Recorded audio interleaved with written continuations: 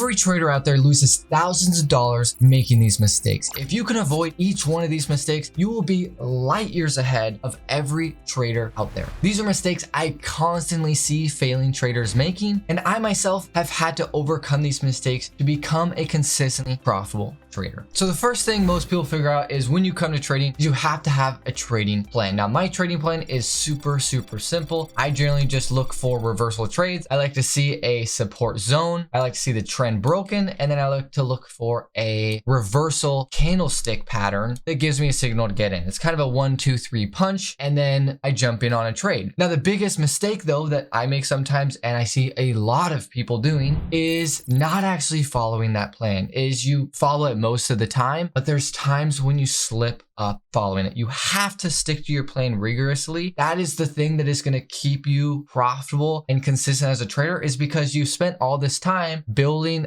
a profitable plan, or a plan that theoretically should be profitable, and you have to give it time to actually work out. And for me right here, to show you an example of this mistake I was making, I had number 2 of my checklist work line up, and I had number 3 of my checklist, but there was no real support level down here that I was looking for. I really was just seeing, hey, the market kind of came in this downtrend and it's kind of chopping here. And so, I FOMO'd in wanting to jump on this level, of thinking, oh, well, maybe I don't have a support level here that I've drawn from before, but maybe it'll still work out because I have 2 and 3 of my checklist, but I don't have 1. And you have to have all of your plan line up to signal a trade. Otherwise, you're just randomly trading, and you cannot be doing that because that's not repeatable, and you have to have something that you can consistently repeat in the markets to be consistently profitable. And of course, when you do something like this, it's always going to turn out to be a loss. Maybe you'll get lucky a couple times, which is really bad because it'll reinforce you taking a bad trade because, well, you won, so maybe it wasn't a bad trade. But in reality, you have to stick to your rules, or you're going to end up losing a lot of money and waste a lot of time. So to walk through another big mistake, an example is, well, this one, I'm following my plan. I have a support level. The downtrend is broken. There's even a little one right here that's broken. And then there's a nice candlestick entry pattern. But the biggest mistake I see people make, and I'm making here, is if you look at the market, see how the market is acting. If you look at all of these candlesticks, they are very stacked on top of each other. There's a lot of back and forth and choppiness in the market. And so because of that, you have to realize that if the market's gonna make a big swing like this in one direction, it's going to be very hard to capture that movement, because even if the market does go in your favor, it's going to have a lot of back and forth. And when you're at kind of the lows like I am right here, trying to catch a reversal to the highs, and because the market's choppy, it's more likely that you get false signals because the market's just going back and forth and chopping around. And because of that, it's also likely that you get trapped, or the market just doesn't work out because it's more likely to just kind of stagnate and sit there versus giving a nice swing in your direction. And because of that as well, it's hard to capture a big clean move in the market, because it's likely that even here you can see there was a massive sell-off here, but because the market's choppy, it's likely to just reverse that back up and continue to sit there. So even if a move happens, it's unlikely that you can easily capture that move. Now, one of the hardest things to grasp in trading is when you take a perfect looking trade, it lines up with all your rules and it just doesn't work out. Right here, this trade is awesome. There is a resistance level up here, the uptrend is broken, and there is a really sick reversal candlestick right here. And so I think for me, for my strategy, I think this looks amazing for the market to break going lower, because we've had a nice trend break. It's kind of lost some steam. It made one more attempt to keep going higher, and then there's massive rejection right here from sellers. And so I think it's very likely that we keep going lower. And I would take this trade every single time. But sometimes the market gives you a signal, it looks really good, and it still doesn't work out. And that is totally part of trading. You have to accept that you are going to have losses, even on the best looking trades. And so that's why you have to have really good risk management when it comes to trading as well. You want every trade to be the same size, because if I saw this trade right here that looks amazing and I thought, this is 100% guaranteed to work out. The moment you start thinking that, run away. And if I bet, my whole account on it, well, there's a chance that it doesn't work out. And this trade does end up being a loser, even though it looks so good. And I would take this trade every single time. But again, that's a part of trading. And if you didn't have good risk management and sizing, you would end up losing your whole account. And that is another mistake people make, is they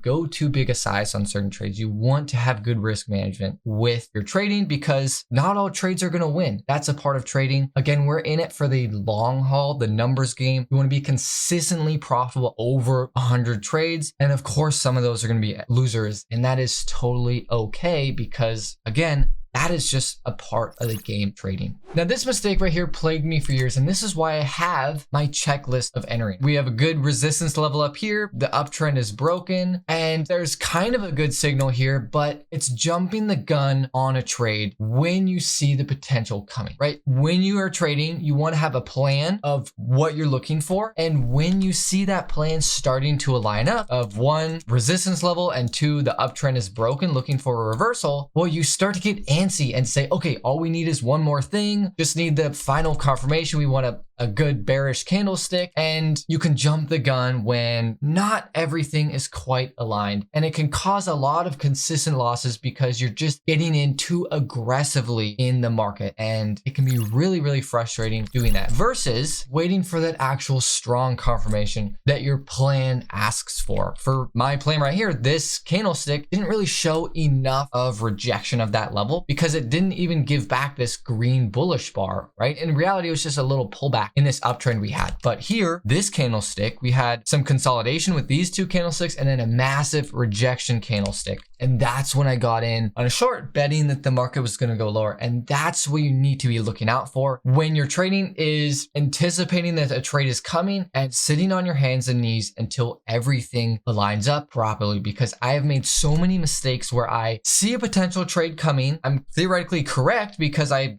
hindsight, I see the market go down, but I jump in too early, and it can be extremely frustrating because I'll jump in, take a loss, be upset with myself, and maybe just be done for the day. And if I waited just another literally 5 more minutes, the actual trade would have set up. And so that is something that is extremely hard to do for me over the time of trading, is just wait another 5 minutes for that final confirmation, because generally those are the best, cleanest, and easiest trades to end up taking, is the ones that look insanely strong, not the ones that look pretty good and they might work out. If it's going through your head that, hey, this looks pretty good, it might work out, it's not a good enough setup to be taken. You want to be taking those trades that you see that line up perfectly and you're like, wow, this trade looks amazing. I have to get in this right now because it fits my strategy perfectly. And I patiently waited for it to set up like this. So here's another trade I'm in, and this one actually ends up becoming a winner, but I lose out on hundreds of dollars because of the big mistake I'm making here. And it's one that I think a lot of people potentially do when they're trading. And it's getting too greedy when it comes to your trades. When you see them work out, you have to take your profits when the market's telling you to. When the market was up this high, I was up 3 or 4 times my risk. I was up $500 or $600, and that's a great amount to make on a trade. You cannot get greedy trying to say, okay, well, maybe the market will pull back here and then go all the way up. Just take the easy money and get out. You're going to lose a lot of money trying to give the market a lot of wiggle room in your trades, hoping that it maybe does some crazy move that you can catch and you can get a home run. Just go for the quick, easy wins and make a lot of money that way, because again, consistently making 3 or 4 times your risk is going to make you insanely profitable in the long run. Another mistake that I made was looking at stock chart patterns and thinking that, oh, I could just learn these and the market will fit them and I'll be able to know what the market's doing. And the market really never fits these patterns in real time. It can be easy to spot them in hindsight sometimes, but when you're actually reading the market, it can be pretty hard to spot these. And quite often, even if you see them, they don't necessarily play out that way. And so what I found is the most important thing is just learn to read the candlesticks of a chart and understand trends and the nuts and bolts of just what those are telling you. And you will be able to know way more about what the market is doing than just trying to match pictures of potential chart patterns onto your chart. Now, if you like some of the trades I walked through in this video, check out this video right here. I go way more in depth into my plan that I use to consistently be profitable trading in the markets.